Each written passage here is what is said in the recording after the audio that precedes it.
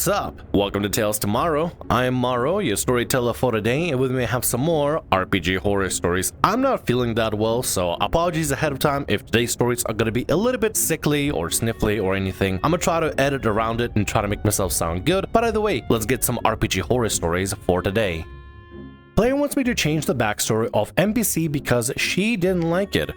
This really sucks because I've put quite a lot of effort in the characters and story for this game.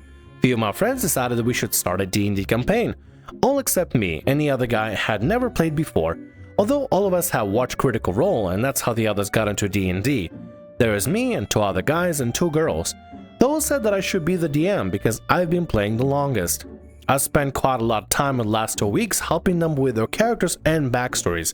I've been looking up artwork for NPCs and making a story. We started the game in a maiden adventuring party. The guildmaster, who is a retired adventurer, gives them a quest. As they don't have a healer, he sends one of his students with them. Now for this student, I had made the story that her village had been saved by a guildmaster when he was an adventurer, and that's why she became an adventurer and was training under him and looked up to him.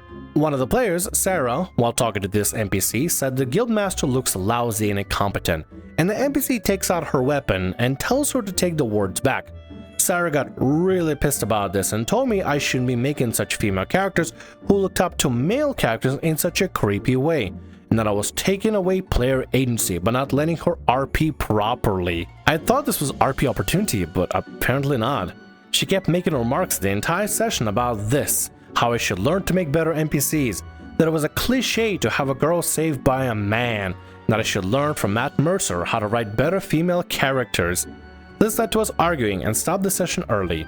I don't think we'll be continuing. I mean, from looks of it, the only person that was brought up with this is Sarah having a problem, so I'm assuming Sarah just really didn't like the design of the character or just didn't like the fact that an NPC told her, hey, stop talking bad about my master or I'ma shank ya. There's literally nothing wrong with having a character that looks up to somebody that saved their village, somebody that physically saved it. The guildmaster could have been a guy, could have been a girl, could have been an amorphous ooze for crying out loud, but the fact that they saved their village and this NPC of yours that you wrote admires them for that sort of thing and for teaching them how to become a more skilled adventurer or healer or whatever they're supposed to be, a little protege. There's nothing wrong with that. Sarah just really upset spaghetti for whatever reason because apparently she just can't talk smack without having some sort of consequences. Oh, Sarah said something bad. This NPC disliked it. Sarah disliked it and gonna insult your writing ability. That doesn't really sound like anything of a problem. I don't know. I'd really have a conversation with Sarah because I think it's less about your writing ability and creating a character and more about just Sarah just not being able to get away with talking trash about somebody. Maybe Sarah's a misandrist, who knows? Maybe she thinks the guy's lousy because he's a man and having a character be taught by a man is a problem to her. I mean, people can be misandrist out there. There's misogynists and misandrists out in the world. They hide in plain sight. I don't know what Sarah's problem is, but if the rest of your players don't mind, I say just stick and playing with them. And if Sarah really has a problem with a character looking up to a guildmaster that saved their village, then I don't know, it sounds like a Sarah problem. That doesn't sound like your group problem at all. I wish you the best of luck and hope things go well. So yeah, don't worry about it, just keep having fun. New DM DMPC for the win. So this isn't actually that bad in grand scheme of things, but it was one of those where I had to roll my eyes. A friend recently started to run an interim campaign while one of our group members is out for a few weeks. It's their first proper campaign and they used the Eberron Setting, and fair play to them, it's really fun. The first session, however, had a fight scene where their DMPC, literally he will play this character in another game shortly after, was higher level than all of us and got into a fight with another high level enemy. However, what ended up happening, and I'm assuming this is by design, is that we the party got to take on the odds while the DM had an epic showdown with his own NPC bad guy, where the DMPC got 2 crits on his first 3 hits. Meanwhile, we're over to the side trying to survive. It actually ended okay. My character used sleep to take the extra characters while the others took out the rest. The DMPC killed the bad guy with some small help from us, and the rest of the campaign had run decently since. The DMPC had popped up a bit as a recurring ally, but in next fight, since we've leveled up, didn't take up nearly as much of the spotlight and was run much better. It very much feels like a newbie mistake, or maybe he had something else in mind, but as a player, it very much felt like, oh cool, I'm spending the first half of this session feeling useless, like an extra in this whole story. And the other 3 players felt the same, as short of a brief introduction, none of the attention was on us until, well, after the fight. new DMs, whenever they're running something, they may not know the importance of a DMPC. They have an idea of this DMPC being actually kind of important to support the party, and they want to make him look cool and everything, but you can make him look cool without having to have them steal the spotlight and fight the main bad guy while everybody else fights ads. Unless the intention was that this DMPC would eventually fail and would rely strongly on the party to try to accomplish something at all, and that would become part of the big quest line, where the party can choose to align with this DMPC and help him out, or maybe they'll not align with them. I mean, I don't know, it's up to play agency really. As long as the DMPCs don't steal the spotlight from the players, I think it's a-okay, and if it's, as long as this kind of thing only happened once, it didn't happen multiple times, I think it's fine, because at the end of the day, you guys are the main cast. What you do is most important. But as long as there was no other problem with this, I think this is okay. I mean, some mistakes happen, but you know, as long as people learn from mistakes, it's just fine. Still important to know though, keep the main cast being the main cast, not your DMPCs. Let's get to the next story for today. Homophobic creep DM bullies teenager. So I play D&D with a group of friends and my cousin. My cousin is a lesbian and a teenager, 15. This is unfortunately relevant to what happened. This recent campaign, no longer going on, involved a newer friend that I met through the game shop. He was an older player, about 45-ish, and a veteran DM and had a fairly good reputation. And I played in a few one-shots he ran, so when my D&D group, friends and cousins, all came to this game shop, it was only natural that we got this guy to DM for us. Boy, was that a mistake. So we meet for session 0, and the DM lays out the rules and establishes the setting. Nothing out of the ordinary. It was to be set in a world that utilizes maps from Game of Thrones, Avatar: The Last Airbender, and Lord of the Rings with a hodgepodge of inconsistent lore splattered across, i.e. a firebending, roller worshipping Targaryen dark lord looking for one ring. Okay, hold on, this sounds like a mess. Like, I get if you want to combine different fantasies together, and there's nothing wrong with like taking little bits and pieces from different fantasies and putting together something coherent. But if you just say Gondor was near the fire village, and like the One Piece crew was in there too, you just, when you start combining stuff without completely changing stuff for them to mesh well, and it's just like fragments upon fragments upon fragments merged together, it creates a disaster. Pull things from media that you like, but pull in key details, right? Don't pull out whole chunks of them. You don't need to make Gondor next to the Firebender village. You can create your own lore and names of why things are the way they are without like pulling direct ripoffs and stuff. It just feels strange. It feels so incoherent. The problem came when we rolled up our characters. Most of us played some variation of orc or elf.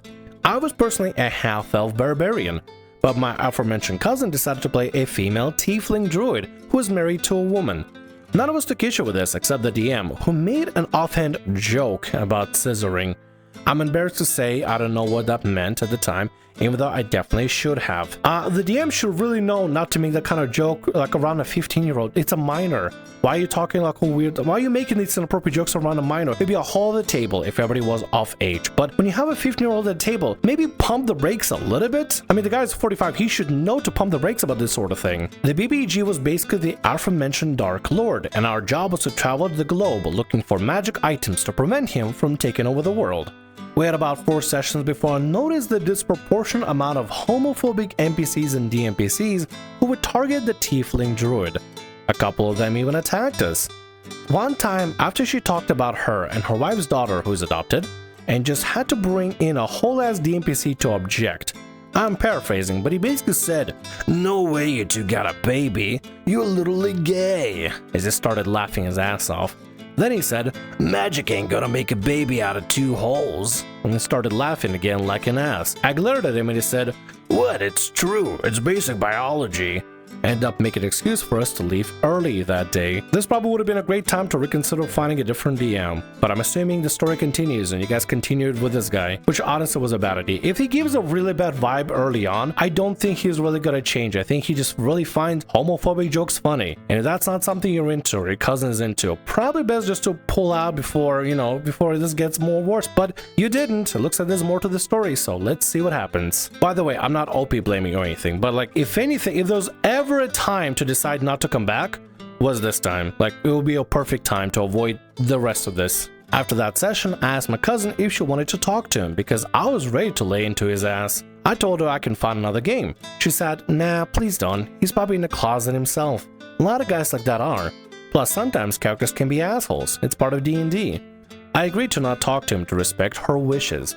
But it got worse. A few sessions later, we end up going to Dark Empire over the ruins of what was once Morrow, ruled by Lich Emperor. He had an important magic item we were looking for, and he was supposedly a mixed bag of not totally evil. But when we got there, we were arrested by his army of mind flayers who read our minds. Apparently, as we've been investigated, the mind flayers bring up the fact that my cousin's character is gay and married to a woman. They apparently hated gay people and threatened to TPK us over it, but instead they brought us to the Emperor to decide our fate. Once we reached the Lich Emperor, he also made his disdain for gay people very clear. I don't tolerate homosexuals in my realm. Gay men are summarily executed, but lesbians? But what broke me was when the DM deadass looks at my cousin with a disgusting grin on his face, and in character says, quote, "We can fix lesbians. They just need to know what a real man feels like. Mind flayers, hold her down." Dude, why'd you have to do that? It's a minor. Don't expose it to mind flayer tango bango. Like, this is weird. It's really strange. Why? What is the point for it? What is the reason for you to do something like this? There's no point for there's no rhyme or reason for any of it. You're just doing it for the sake of doing it. It's just, you guys really should have left. You had a really good hunch about this guy, and y'all should have just like left it completely, because it's not gonna be fun for anybody. I hope other players protest, because this is the right time to basically say, DM, we're not interested in this, stop doing this. We'll look at him with disgust. At that point I said, oh hell no, we're not doing this. And I told him in no uncertain terms we are leaving and not coming back.